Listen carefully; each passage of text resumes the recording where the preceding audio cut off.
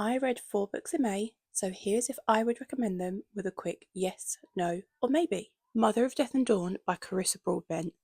Yes, this was a 6-star read for me and my favourite read of the year so far. It had action from the outset, and even at this point in the story, there was still world building and character development that just gave us a closer connection with our characters. I'm absolutely gutted that this series is over, but I'm so happy to have read it. Bloodbound by Ellis Hunter. Maybe to yes. I gave this 3.5 stars.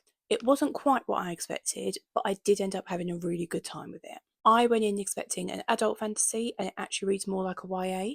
So that's why I would give this a maybe, because if YA is not your thing, you probably won't enjoy this book. But the concept of the story is really cool and I'm excited to see what happens next. Fallen Gods by Rachel Van Dicken. No.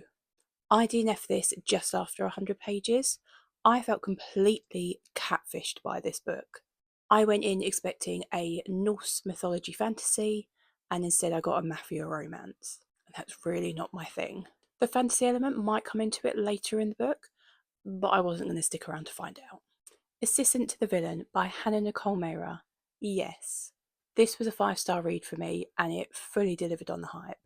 I went in expecting something light-hearted, funny, and to maybe fall in love with a villain. And I got all of those 3 things. I was a bit nervous at the beginning that I wasn't going to click with the book, but once I got into the story, I absolutely loved it. And I can't wait to read the rest of them.